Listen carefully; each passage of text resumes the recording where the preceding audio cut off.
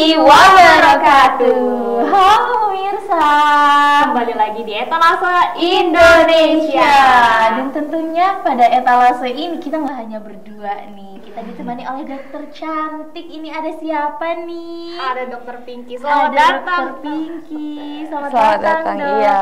Selain ada Dokter Pinky, ditemani kita berdua juga dong. Ada saya Eka Ilham beserta rekan saya. Saya Krisna Livia yang tentunya akan menemani Anda nih pemirsa. Banyak banget informasi yang akan kita gali pada hari ini bersama Dokter Pinky. Betul sekali, dan Dokter Pinky ini adalah salah satu dokter dari Rumah Sakit Anissa yang pastinya informasi ini sudah dijawab oleh orang yang mumpuni dalam bidangnya nih. Iya, nanti kita akan bahas terkait Hari ASI yang sudah berlangsung pada tanggal 1 kemarin ya. Betul. Dan mungkin dari tanggal 1 sampai tanggal 7 Agustus ini diperingati sebagai Pekan ASI mungkin ya. Iya. Pekan Hari ASI seperti itu. Wah, tapi terkait berbicara tentang ASI ini kan banyak sekali ya kabar-kabar yang beredar, katanya ASI nggak lancar karena A, karena B, karena C. Kayaknya langsung kita kulik aja ya. Betul Krisna. banget. Kita kulik lebih jelas lagi sama Dokter Pinky karena Betul. emang perihal ASI ini penting banget sih. Kita sebagai calon ibu ya. Betul sekali. Ini bisa menjadi sebuah pembelajaran untuk kita semua. Wah, langsung aja. Jadi pertanyaan yang pertama apa nih Krisna nih? Nah, mungkin lebih ke arah produksi ASI nih, Dok. Hal-hal yang berpengaruh terhadap produksi ASI itu apa sih? Apakah karena bentuk payudara atau apanya?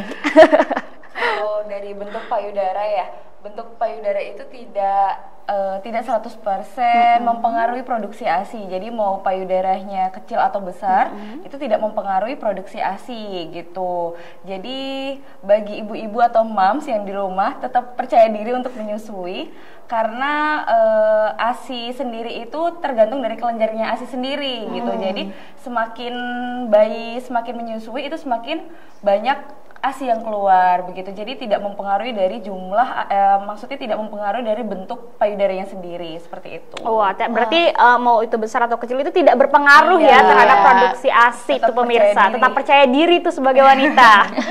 Oke, selain katanya bentuk payudara yang mempengaruhi, apakah pola makan dan jenis makanan ini juga mempengaruhi ke produksi ASI, Dok? Mempengaruhi ke produksi ASI. Iya. Kalau mempengaruhi ada sedikit mempengaruhi ya, tapi kalau seperti kita misalkan kata jurnal nih, kata jurnal katanya kalau kita makan atau minum yang mengandung daun katuk itu akan meningkatkan produksi ASI sendiri, jadi ASInya banyak gitu ya. Kemudian karena kan di dalam daun katuk itu juga ada hormon prolaktin ya, hormon prolaktin itu meningkatkan produksi ASI sendiri. Tapi kalau misalkan kita makan makanan yang sangat seperti gimana ya, seperti jengkol, pete yang baunya sangat begitu ya, itu bahkan dia juga akan mempengaruhi rasa ke ASI. Jadi apa yang kita makan bayi itu bisa merasakan juga Gitu ya. Oh, berarti entah itu sayuran, buahan, berarti si bayinya juga ini merasakan ya? Iya gitu. Jadi makan makanan yang gizi seimbang dan jangan makan makanan yang terlalu banyak seperti pete atau bobo yang tidak sedap lah gitu, karena mempengaruhi rasa ke ASI gitu. Oh, jadi selain makanan ini mempengaruhi produksi ASI, tetapi juga mempengaruhi di rasa dari ASI itu ya. Betul, Berarti gitu. benar-benar harus dijaga ya ketika seorang ibu yang sedang menyusui. Makannya pun benar-benar harus protektif berarti ya. Harus protektif. Misal kita makan buah, bayi pun akan merasakan rasa buah tersebut. Iya, apalagi kalau misalkan kita makan jengkol ya. Takutnya nanti bayinya keracunan karena dia akan merasakan rasa pada ASI. Tapi kalau untuk makanan sendiri ada nggak sih yang dilarang gitu ketika seorang ibu sedang menyusui?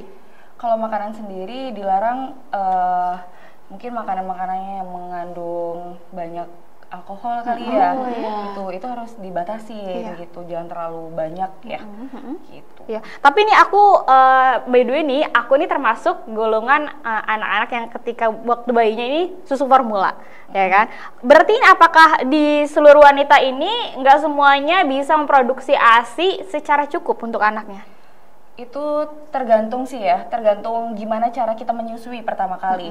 Kalau misalkan cara kita menyusui efektif, insya Allah ASI itu akan keluar. Jadi semakin menyusui, bayi kita semakin menyusui, semakin banyak produksi ASI yang kita keluarkan. Karena ASI itu ibaratnya on demand, jadi dia akan keluar sesuai kebutuhan begitu.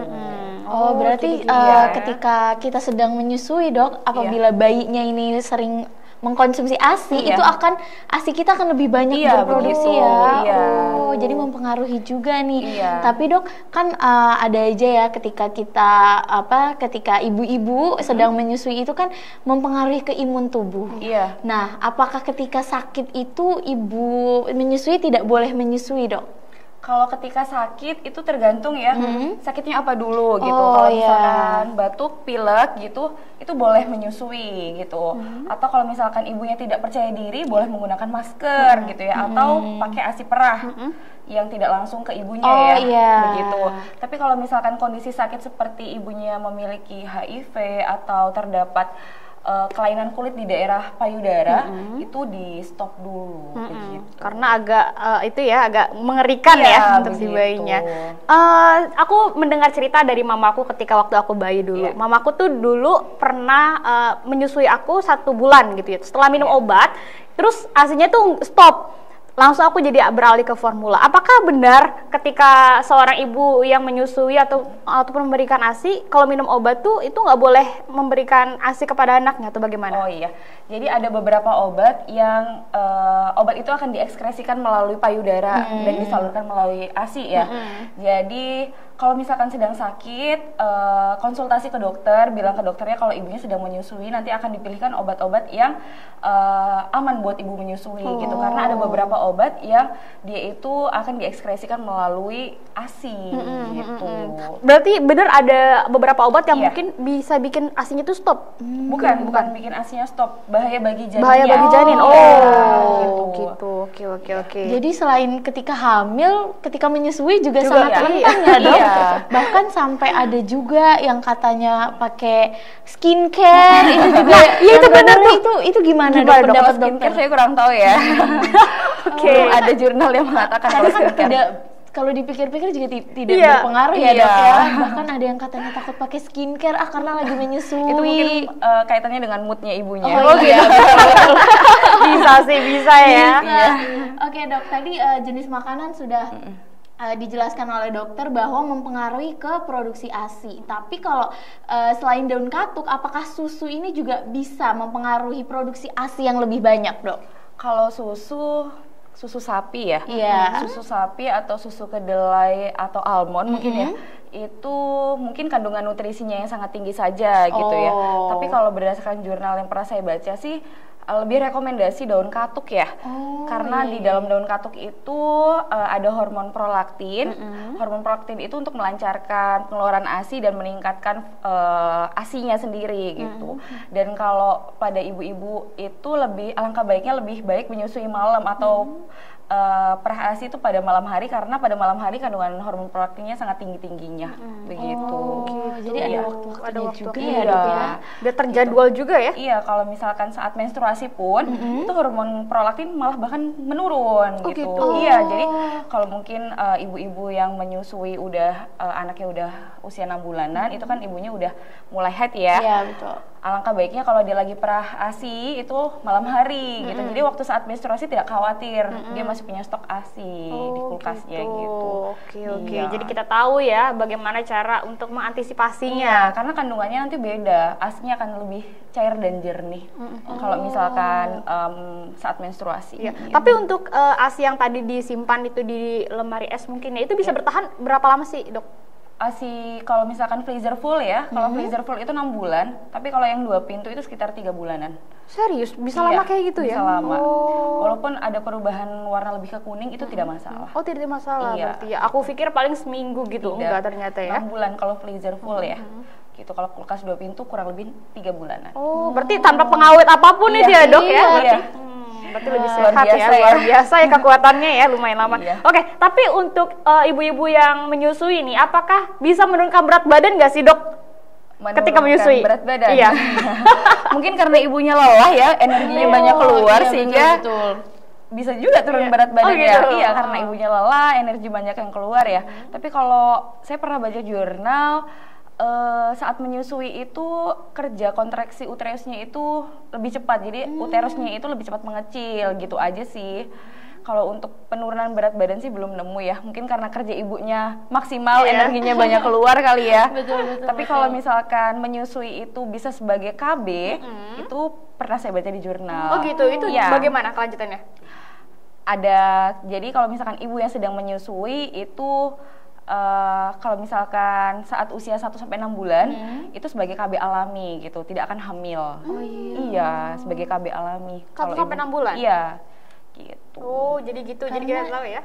Karena juga mungkin kondisinya sedang nifas kali ya, Dok. Iya, ya? bisa jadi. Oh iya ya, tapi Dok, kan ini juga beredar nih ya, banyak mitos. Katanya kalau semisal memang ingin diet yang alami itu melalui ASI itu menyusui. Jadi kita walaupun makan banyak terus aja anaknya disusuin, tapi itu bagus nggak sih, Dok, untuk anaknya? Walaupun tidak sedang menangis, atau kan kadang ada ya insting antara ibu dan anak nih, wah kayaknya pengen menyusui nih gitu, tapi si anak ini sedang ya sudah sedang kenyang juga ya, biasa-biasa aja. Tapi karena mitos itu jadi udah nih kayaknya harus menyusui aja biar cepet turun berat badannya. Diperah aja ya, karena kan kondisi bayi itu, lambung bayi itu, jadi lambung bayi waktu bayi lahir itu bayi hanya butuh 7 sampai 15 mili air susu saja.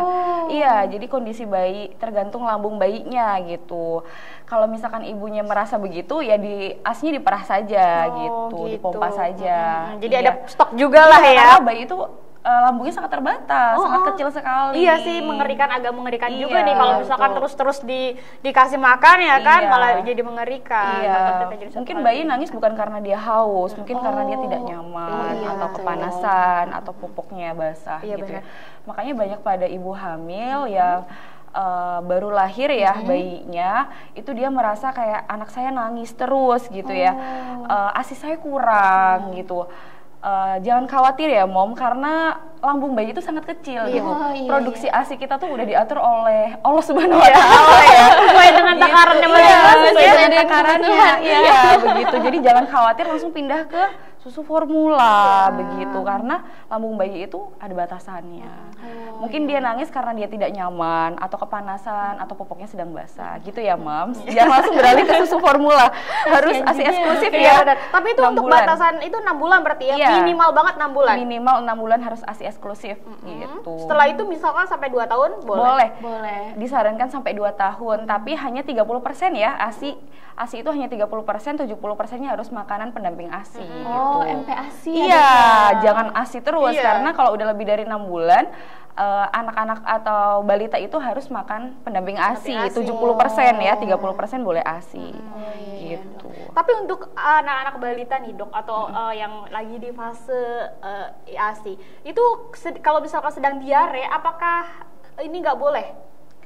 Diare ya, diarenya harus dicari tahu dulu ya penyebabnya ya. Kalau misalkan dikonsultasikan dulu ke dokter anaknya, diarenya penyebabnya karena apa ya?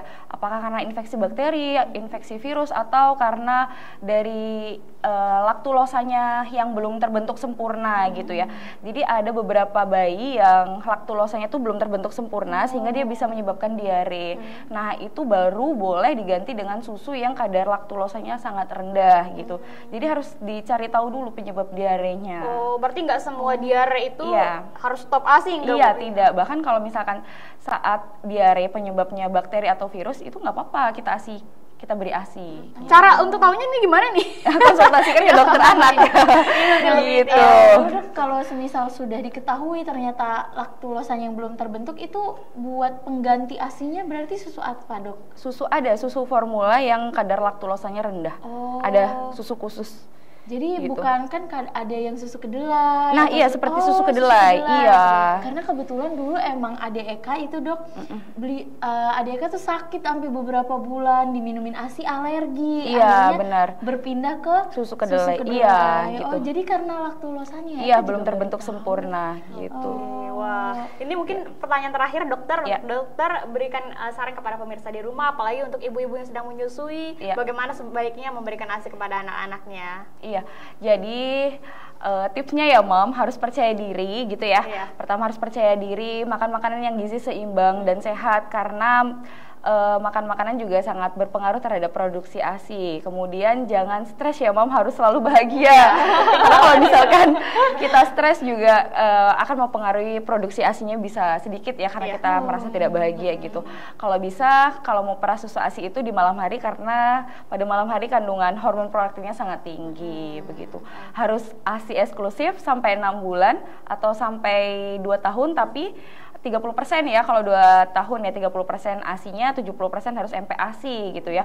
Jika misalkan anak mams di rumah berat badannya tidak naik, harus dikonsultasikan ke konsultan atau konsultan menyusui atau dokter anak ya, untuk melihat kurva pertumbuhan dan perkembangan bayinya gitu. Oke dokter, Iya. Cukup sekian mungkin ya wawancara kita pada hari ini. Terima kasih banyak dokter. Ya, sama-sama. Semoga bermanfaat. Kita dapatkan tentunya ya. Iya. Apalagi kita nih, terutama para calon ibu ya, Iya. kita mengetahui ilmu-ilmu dasar nih. Iya. Baik dokter, kita mau jeda dulu karena Iya. setelah jeda yang berikut ini kita akan kembali lagi tetap di Etalase Indonesia. Terima kasih dokter. Ya, sama-sama.